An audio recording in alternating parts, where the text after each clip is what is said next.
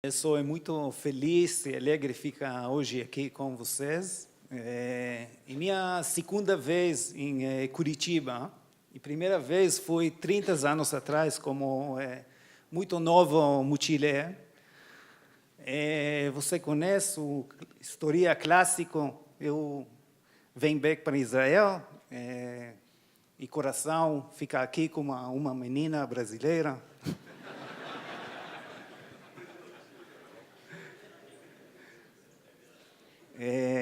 And since then, I have a very strong feelings to Brazil. Então, muito obrigado por povo, por giving me the opportunity to Giovanni and Flavio. Giovanni e Flávio.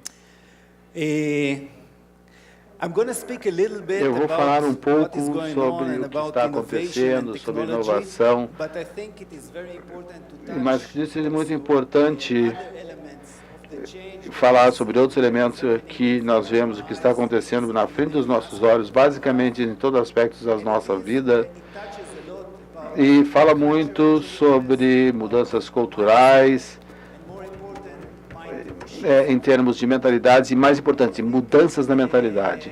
Eu acredito que as letras falam sobre business as usual, negócios normais, mas todos podemos concordar que business as usual é antigo e basicamente é um conceito que nem é mais válido. E acredito que os anteriores falaram sobre isso, mas eu quero enfatizar quanto é importante. E acredito que, provavelmente, algumas vezes, alguns anos atrás, houve uma reunião muito importante nos escritórios da Nokia, que foi uma empresa brilhante, mas durante essas reuniões houve a questão dos smartphones e touchscreens, e alguém disse, isso não dura. E a partir dali, para a Nokia, eles ficaram com business as usual, e o mercado foi embora. E temos outros exemplos de grandes empresas como a Kodak e outras que simplesmente não compreenderam que as coisas estavam mudando e que eles tinham que entender e se adaptar a esse novo mundo.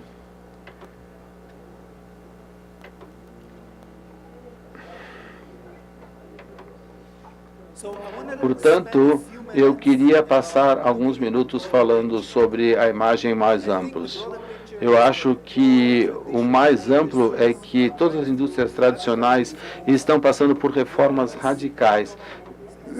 Nós estamos falando desde hoje de manhã sobre agricultura, mas é importante saber que, basicamente, todos os setores que faziam coisas de uma certa maneira estão se mudando, se alterando, e as empresas, pessoas, nações, estão tentando encontrar a sua nova posição em todos os setores.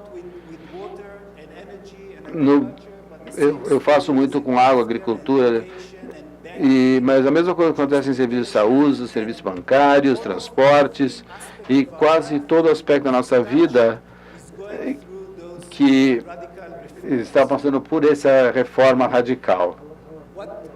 E o que é ainda mais interessante é que você encontra vetores comuns nessas mudanças. E os vetores comuns apareceriam nessas mudanças em todos esses setores. E, mais uma vez, nós mencionamos algumas dessas mudanças durante essa sessão de manhã, mas é importante dizer que quando o ministro, quando analisamos alguns anos atrás, nós falávamos sobre silos. E a alta tecnologia, por exemplo, era um silo, era uma indústria. Para o meu ponto de vista, quem quer que fale sobre a high-tech como setor, hoje em dia está errado. A high-tech está em todos os lugares, obviamente está na agricultura, mas a mesma coisa acontece nos outros setores. A abordagem multidisciplinar, que é muito difícil de implementar, mas é um fator-chave, porque nós vemos muitas tecnologias vindo do espaço, vindo da defesa, da área espacial, dos serviços de saúde, estão passando para a agricultura e outros setores. Portanto, este é uma tendência muito interessante que faz com que a nossa vida e a velocidade das coisas seja muito melhor e muito mais fácil de adaptar. Obviamente, a precisão e a transparência e todos esses elementos que você encontra aqui, existem muitos mais, mas eu só queria colocar alguns aqui.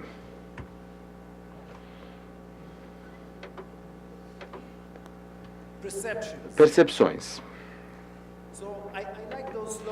Eu gosto desses slogans porque eles indicam exatamente o estado de espírito, a mentalidade que muitos de nós usam. E também, de um lado da moeda, nós temos necessidade como sendo a mãe da invenção. E quando as pessoas sentem a necessidade, quando as pessoas estão pressionadas para fazer alguma coisa e elas sentem que não há outra opção, então os seres humanos são muito criativos e eles se movimentam, fazem, mudam, criam e improvisam e se fazem isso rapidamente. Mas o outro lado da mesma moeda é exatamente isso. Se não está quebrado, não conserte. O que quer dizer em time que está ganhando não se mexe. Nós gostamos das coisas como são, então nós, se tivesse que mudar, teríamos que fazer um esforço cultural, um esforço emocional, e isso envolve riscos que nós não queremos arriscar a reputação da nossa empresa, mesmo junto à sociedade, não queremos fazer esse risco de jeito nenhum. Portanto, trata de como nós percebemos nessa terminologia de necessidade. E a necessidade é algo que você pode dizer, tá, tudo bem, eu tenho uma necessidade para amanhã de manhã. Mas, ao mesmo tempo, você pode examinar tendências e prever o que está acontecendo, e aí você percebe que a necessidade pode ser para dali a 5 anos. Mas, se você fizer os passos necessários hoje, vai ser muito mais fácil que você alcançar o ponto onde você tem que fazer essas reformas tão difíceis para o dia seguinte.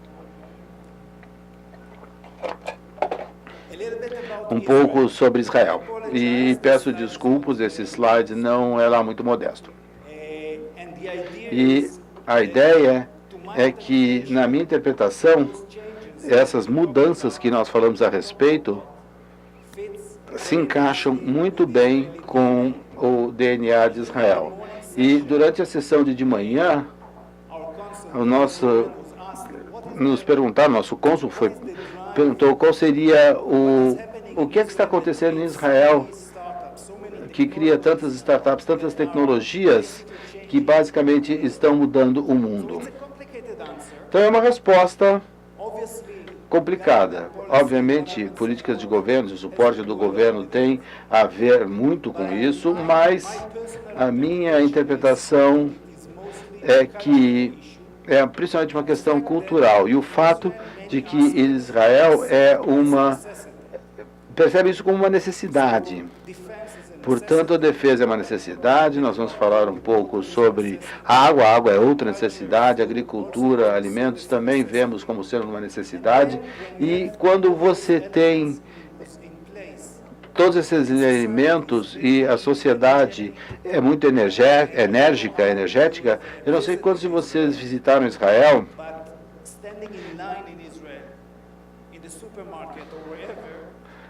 e na fila em Israel, no supermercado, onde for, é uma experiência. E não é uma experiência fácil.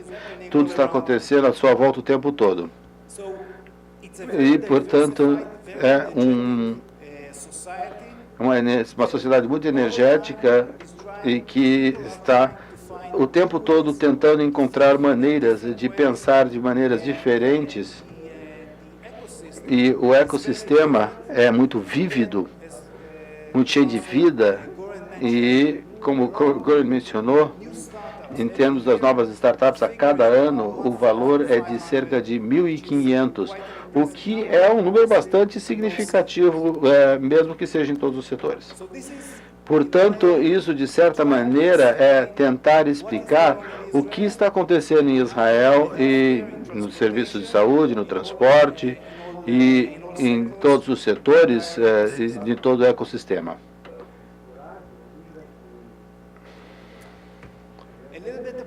Então, um pouco sobre água e agricultura. Como eu já disse, água e agricultura foram percebidas desde o primeiro dia como sendo uma prioridade nacional em Israel. E isso é correto. Se não tivermos condições de gerar soluções criativas para esses desafios, o país estaria em uma situação totalmente diferente. Existem muitos valores nesse gráfico, nessa tabela, mas eu gostaria de resumir o seu ponto principal. A cada ano, em Israel, nós temos uma falta de cerca de 45% entre o que nós tiramos da natureza em termos de estrutura e o que nós usamos. Em termos de chuva que nós usamos, então, a cada ano um déficit de 45%. Como é que nós superamos esse déficit? Dois elementos importantes. Um é a reutilização da água, e a reutilização da água é a principal fonte de água para a agricultura em Israel, e obviamente a água é um elemento vital para a agricultura, portanto, e sempre foi e continuará a ser um elemento muito importante dentro do sistema hídrico de Israel. E o outro elemento importante é a dessalinização, que começou há cerca de 12 anos atrás. Nós temos a dessalinização, que implica em cerca de 70% do uso da água doméstica de Israel. Portanto, esses são dois elementos que, junto com a educação e a conscientização e o sentido de que as pessoas estão totalmente comprometidas com a segurança hídrica, tudo junto.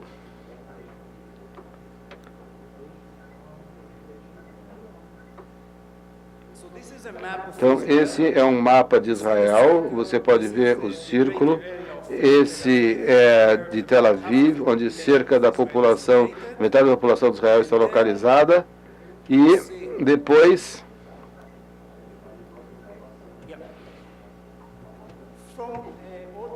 sempre água. Da área de Tel Aviv está sempre tratada e depois utilizada na área de deserto, que se chama de Negev, que é a área onde a agricultura está sendo realizada. Portanto, é um sistema muito avançado que está sendo gerenciado em escala nacional.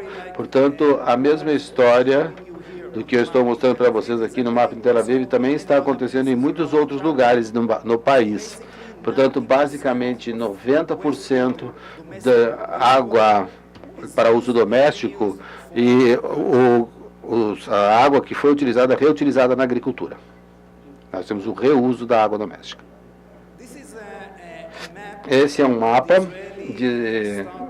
das startups de Israel em agrotecnologia, semelhante ao mapa que o Alex mostrou para você anteriormente. São cerca de 350 empresas que, em todos os aspectos da agricultura, desde a irrigação, a agricultura e tudo mais, o que é muito interessante é essa onda de novas tecnologias, tratando com algoritmos, com sensores, com análise, com comunicação e assim por diante. E existe uma competição interessante, eu acredito, que nós temos que reconhecer.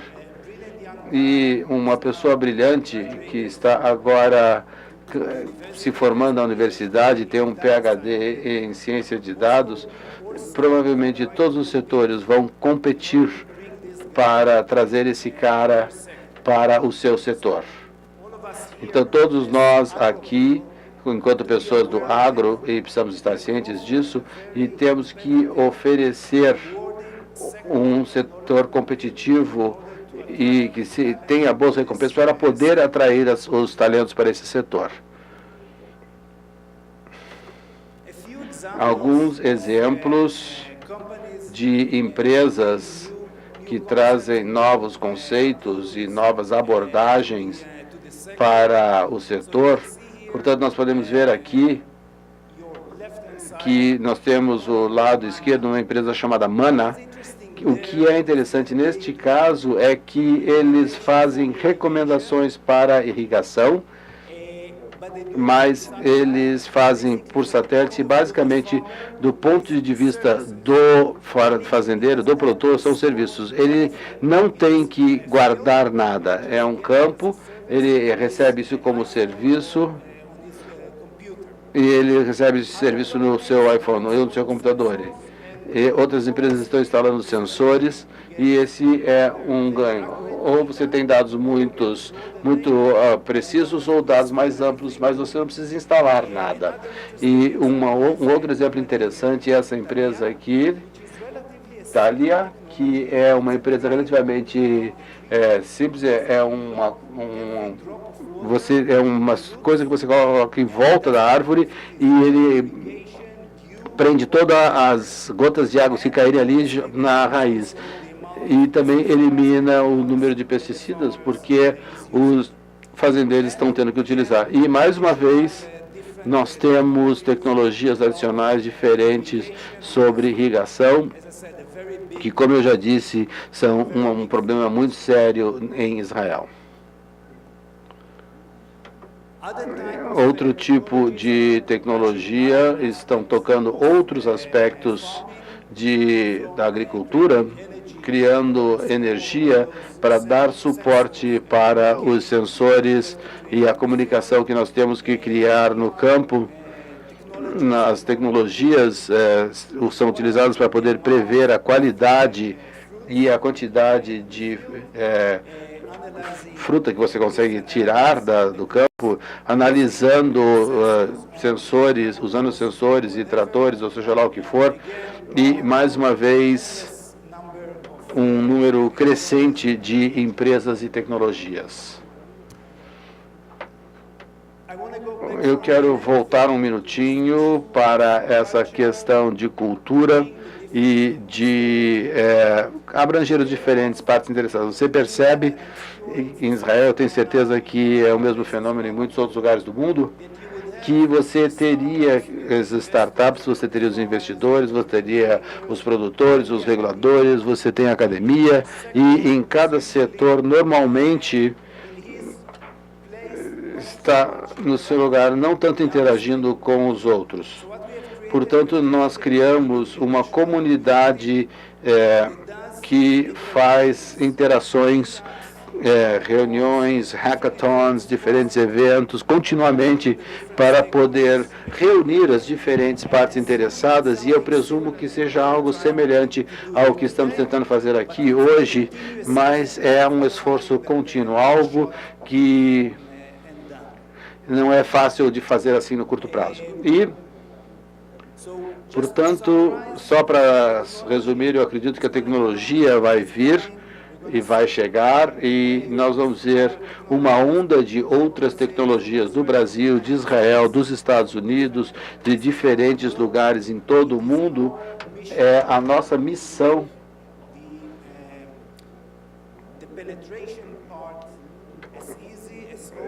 fazer a parte de penetração tão fácil, tão rápida quanto possível, para permitir que essas tecnologias interessantes entrem no mercado. Muito obrigado.